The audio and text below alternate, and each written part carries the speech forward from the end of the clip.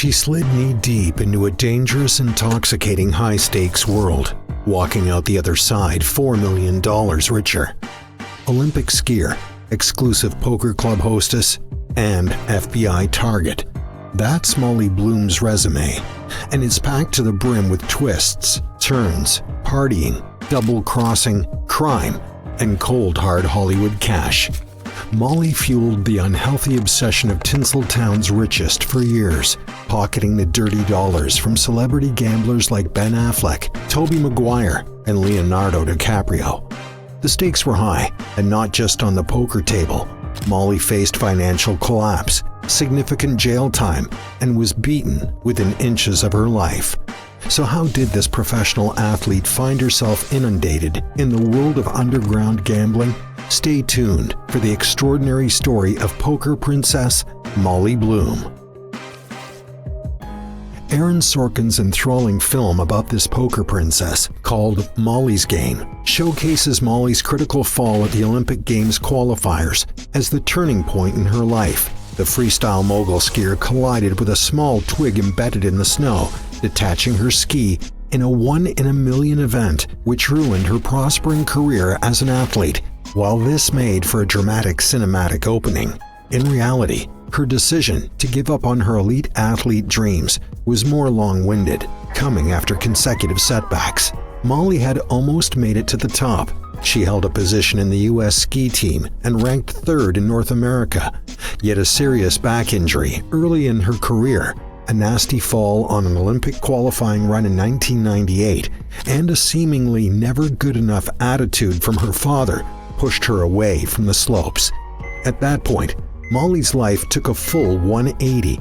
She ditched the powder in search for the glitz, glamour, and comparative stability of Los Angeles, heading to Tinseltown in 2001. The glamour would come later, and it would come in droves, but at this point, Molly had no idea exactly how deep into the world of luxury she'd soon find herself.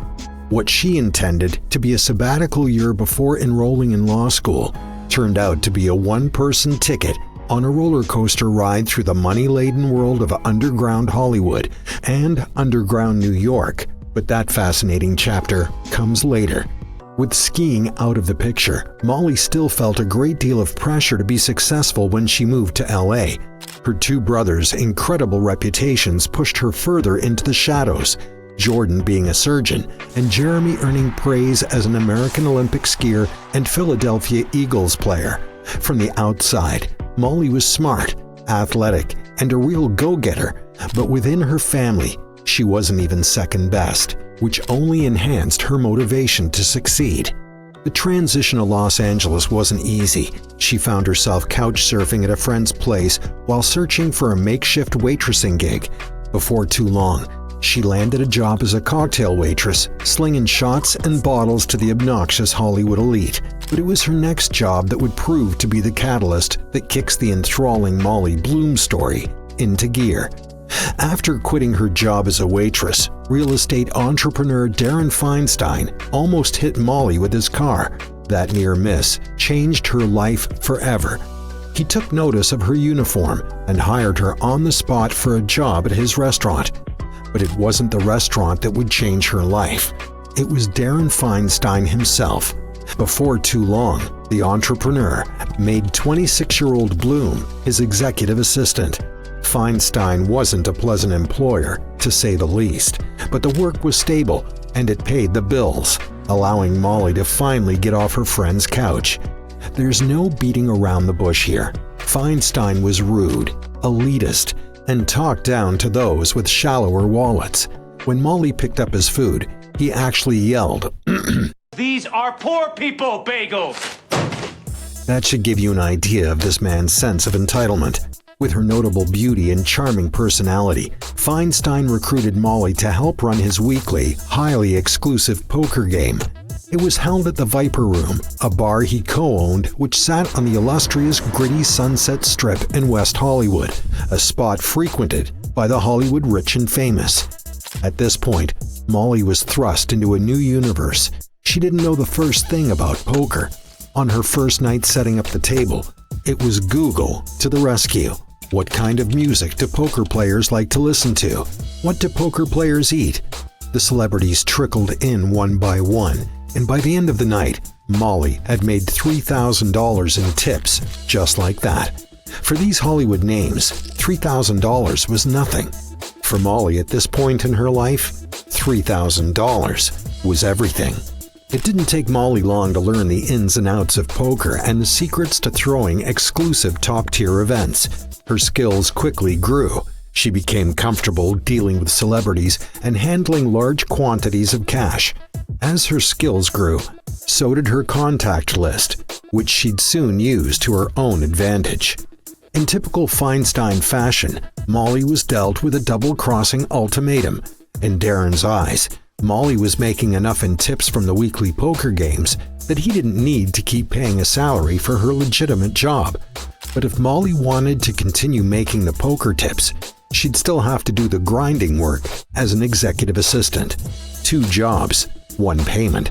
If she refused to continue adhering to each and every one of Feinstein's needs, 24 hours a day, 7 days a week, she'd lose her chance at the poker room as well. Molly fought back, pleaded her case, and as a result, was sent packing. Now with a handy set of skills and a Rolodex full of wealthy, attention-grabbing celebrities, Molly decided to utilize the contacts she made to start up a poker game of her own. Within a year, she built up her game to be one of the most exclusive and high-stakes poker tables in the world. Molly was using the celebrities she met during Feinstein's events to lure in even bigger names.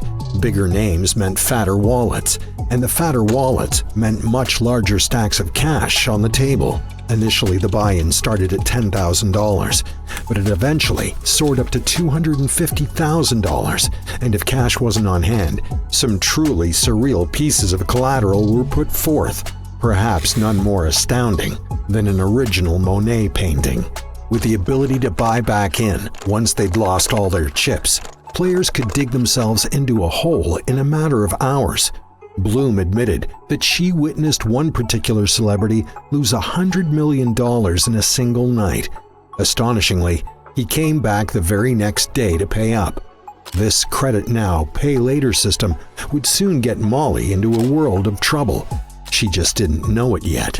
Her ability to coordinate celebrities and manipulate them as assets were critical to her business's success. The Poker Princess made it clear people want to sit at a table with them, be close to them, and this was a big draw to the game. If Leonardo DiCaprio or Ben Affleck were making an appearance, it sent waves through the high-stakes poker community. People would know about it, and they'd pay up for a seat at the table. Molly knew this, with a particular reliance on one cashed-up celebrity. In Sorkin's movie, this greedy, tasteless, back-chatting celebrity is known only as Player X, played by Michael Cera, but across the media, it's inferred that Player X is, in fact, ex-Spider-Man Tobey Maguire. In Molly Bloom's memoir, she writes Tobey Maguire once offered her a $1,000 tip to bark like a seal that wants a fish. When she refused, he stormed off. Up until this point, everything that Molly was doing was legal, from serving people drinks to then becoming the game runner and operator, and then ultimately in her role as the bank. She wasn't breaking any laws. Her income was solely based on the hefty tips players gave her, and she paid taxes on that income. As the banker in the poker room, players could come to Molly for a line of credit. They'd sign on the dotted line, go back to the poker table, and repay her loan in the following days. When things ran smoothly, that's exactly how it played out. She ran background checks on her players or had other celebrity clients vouch for their credibility. Her organizer gig allowed for her to earn as much as $4 million a year, but every once in a while, she'd get royally screwed. Players would take out a line of Molly's credit, lose it all on the table, and not be able to pay it back.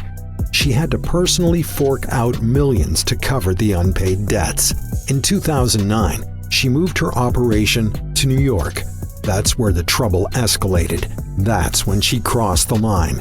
She took a small percentage of the pot one night, just like they do in Vegas, but without a gambling license. She broke a federal law.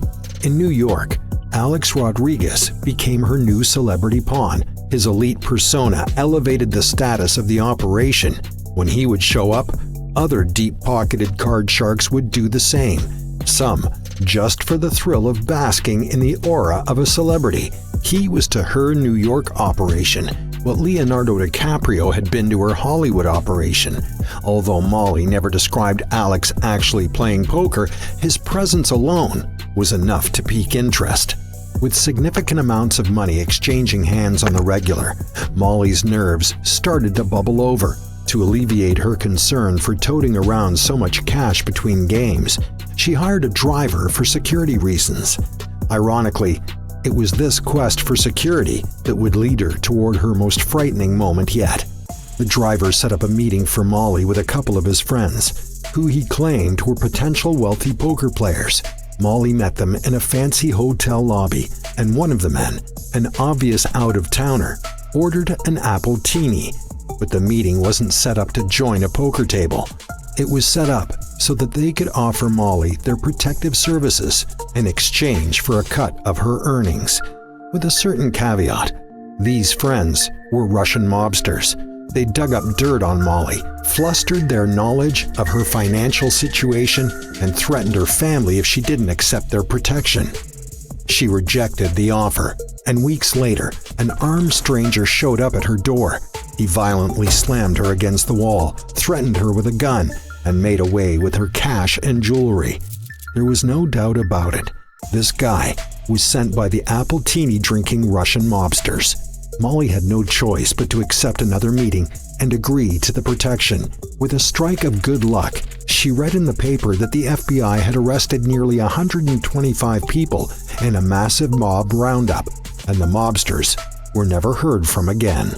With the mob now out of the picture, Molly could jump back into the poker business, and with that, slide back into her life of luxury. Cigars, booze, and all kinds of substances frequented the poker table. Away from the poker room, she splurged her millions on the best fashion, toys, amenities, and accommodation that money could buy. The contrast between her early life and that of the poker princess was stark and enormous. Years earlier, she was cruising down the ski slopes wearing discounted basic clothes. Now, she was spending mercilessly on diamonds and gold. I had an American Express card, and I could buy myself whatever I wanted. And that she did. The FBI arrested Bloom in 2013. The crazy, substance-reliant lifestyle of 3 days wide awake was taking its toll. Her drive to keep running games and to keep taking a rake had, in her own words, eclipsed basic survival.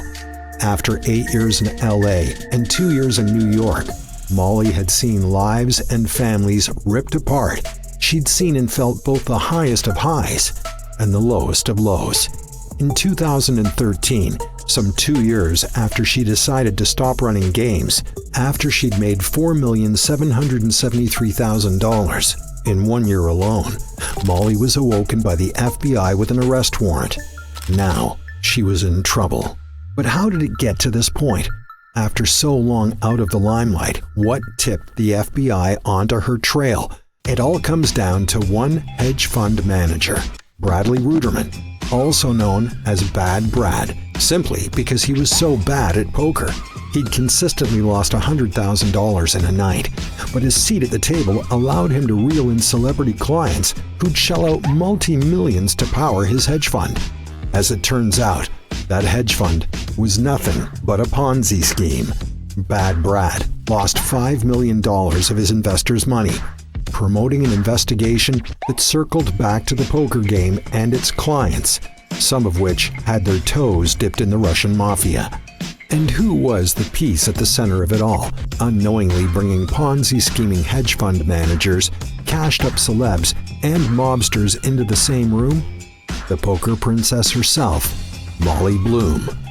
Once Molly's name was on the FBI radar, they started secretly following her and listening to her conversations. They seized all her assets, and she was forced to put her mom's house up for sale to help her pay her legal bills.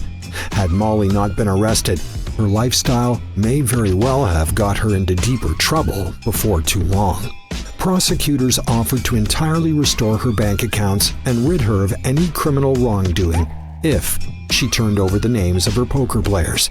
But Molly remained adamant. Sharing those named would ruin careers and break up more families. She wasn't going to do it. In 2014, after pleading guilty, Molly managed to escape with 1 year of probation, 200 hours of community service, and a $1,000 fine, thanks to a lenient judge who deemed her involvement in the gambling ring and Russian-American mafia minor. These days, following her wild ride through the unforgiving underground world of high-stakes poker, Molly Bloom has turned a new leaf.